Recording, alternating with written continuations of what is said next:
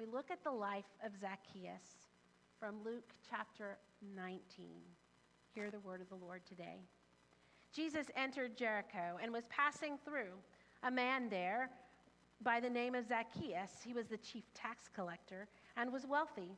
He wanted to see who Jesus was, but because he was short, he could not see over the crowd. So he ran ahead and climbed a sycamore fig tree to see him, since Jesus was coming that way.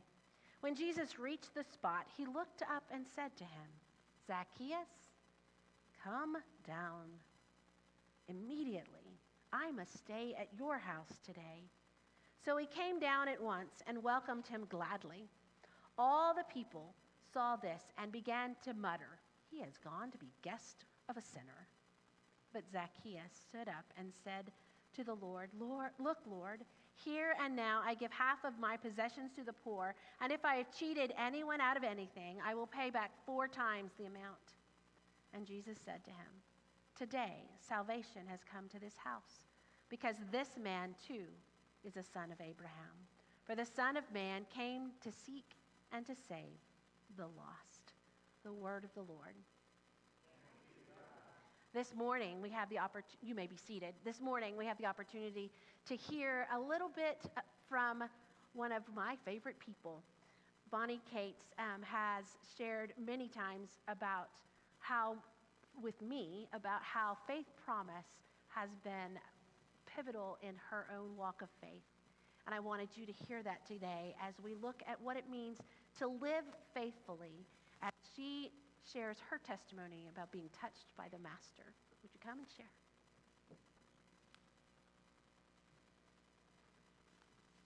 Good morning. My husband, Daryl, right here, is a minister, and he and I have been participating in trusting God with Faith Promise giving since 1978. We are old. He pastored churches for 28 of his 49 years in the ministry and introduced or encouraged Faith Promise giving in multiple congregations. Before I ever heard of Faith Promise giving to missions, I thought the main way that we could earn extra money for missions was through youth car washes, bake sales, garage sales, yearly bazaars, and more recent years through golf scrambles or silent auctions. And all of those ways can be very successful in raising funds for the benefit of reaching people beyond our own church. One church we served, the men and the women, actually held a monthly pie and bean supper, emphasis on the pie. All the proceeds went to missions, and there's nothing wrong with that. However, for me, little or no faith was involved, and earning monies in this way really didn't do anything to draw me personally closer to God. Mostly, as the pastor's wife, it served just to wear me out. The first time I ever heard of Faith Promise giving to missions, I was blown away. Faith Promise engaged me in a way that challenged me and put me in closer touch with our Master than ever before. If you are not familiar with it, here's how it was explained to me. We serve a good, loving, and generous God. The world is his, and he longs for every man, woman, and child to come into an intimate relationship with him through Jesus, like Zacchaeus. He wants to partner with us to reach people everywhere, and he delights to grow our faith beyond what we can just easily do for ourselves. He's faithful to speak to us if we will listen, and he's faithful to fulfill his promises. And finally, Faith Promise giving goes above and beyond our regular tithing and giving. It's all about believing all of these things about God and growing our faith to trust him more and more. But what does that look like practically? Well, first we ask God to speak to us about the amount of money he would like for us to give that goes above and beyond our regular giving. Something that goes beyond what we might be able to manage all on our own. And he delights to do this in several ways. One of them, he might increase income. He might reveal a way to increase what you bring in, so the surplus is his. Or decrease personal expenses. Maybe he shows an area of our life where we don't have to spend as much, and that money can be spent for missions. Or he may want to give money through you that comes to you in a totally unexpected, unanticipated way. Well, for all of our married life, my husband has been the primary breadwinner, and we have always practiced tithing. And so, especially in those early years, our faith promise giving to missions mostly came through honorariums that he received from doing weddings or funerals or other outside speaking engagements. And this was great, and it definitely increased our ability to give through these means. But I felt a little disengaged from that. It was all coming through what he did. Nothing wrong with that. But I felt like, what was I doing? Shouldn't I be listening to God as well as my husband for what he might do through me? So I began to ask God to speak to my heart about it. Was there something he wanted to give for missions if I would trust him for it? So every year, I asked God to reveal an amount to me above and beyond what we normally gave. I had no idea where this money would come from because I had no job. But faith promise awakened my spirit, and I think like Zacchaeus, I began to learn to discern the Holy Spirit. So I have experienced God working in all three of those ways, and let me share just a few examples. Increase my income. One year, a tutoring opportunity came up that I was not even seeking. I immediately knew that the income from that would go toward Faith Promise. Over the years, I've held many small part-time jobs, and either God would lead me to give all of that or at least a tithe of that to meet the Faith Promise gift. Decreasing personal expenses.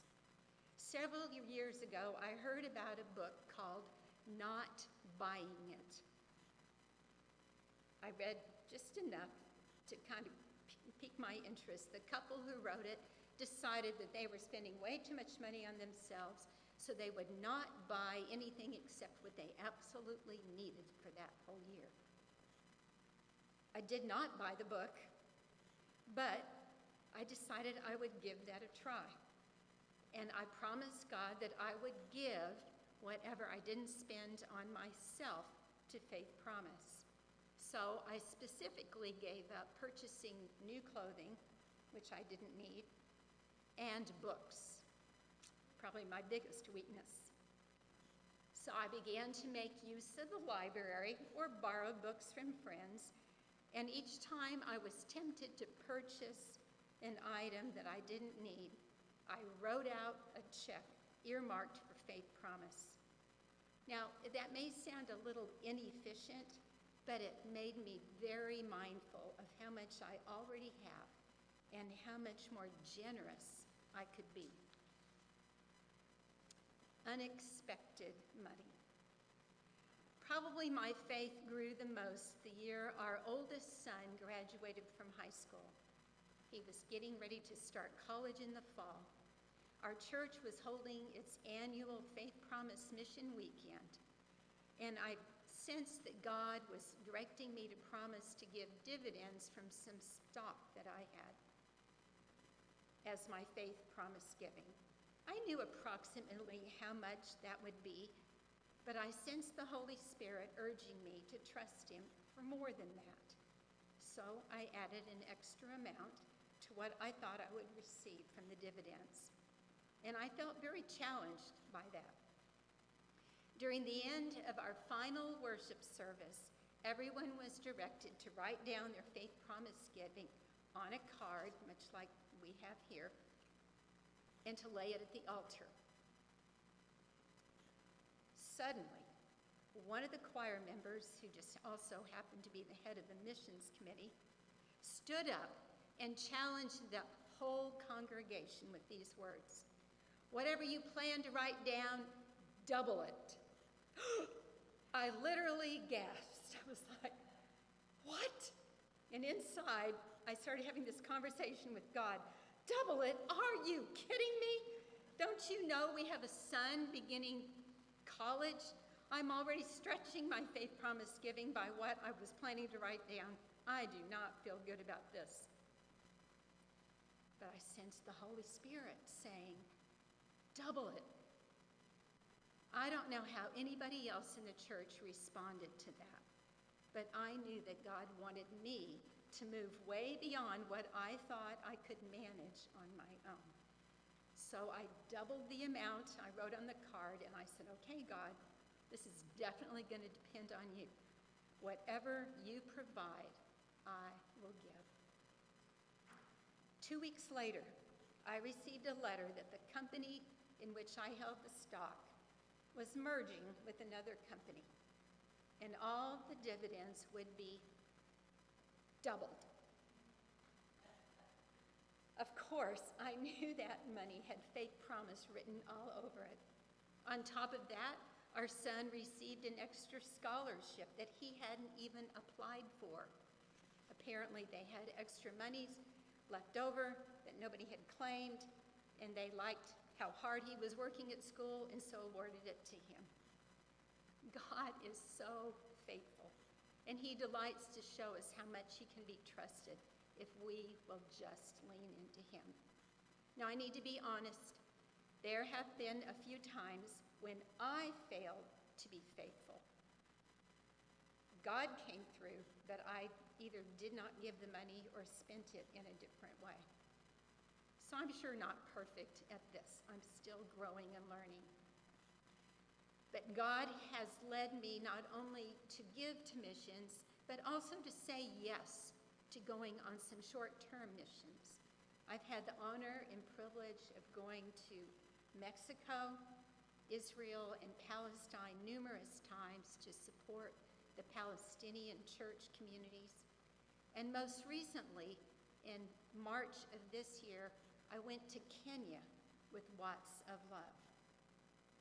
Watts of Love distributes personal solar lights to people who have no electricity, and then also trains them on how to use that money they are no longer spending on lighting in a way that they can invest and lift themselves up out of poverty. I have originally heard about that through one of my brothers who's been very active with Watts of Love, and I was really drawn to go and do that. With Watts of Love, you raise $3,000 just for the lights, and then you pay your own way. I came up with all kinds of reasons. I really wanted to go, but I was afraid to do it. How could I raise that much money? I was too busy, and probably I'm getting too old for that kind of a mission. But the desire never went away. And in January of this year, I sensed God leading me to say yes to going with Watts of Love. So I did. This time I said yes, and it was an amazing experience. And God not only used some of the funds from our faith promise here at New Covenant to help with the purchase of lights, but he enabled me to go way beyond raising $3,000. I raised nearly $7,000, or he raised it. So I encourage you to ask God if there's something new he may want you to do in regards to faith promise. Dare to ask him if he will increase your income or decrease your expenses, or even have an unexpected windfall, promising to give his work in the world wherever he provides. Maybe he's calling you to trust him for resources that you don't even have in hand yet, or to participate in a Saturday serve, or maybe go on an overseas team to be a servant to the people who feel unseen and forgotten. Whatever his call in your life, I pray that you will ask him and listen for his answer and say yes.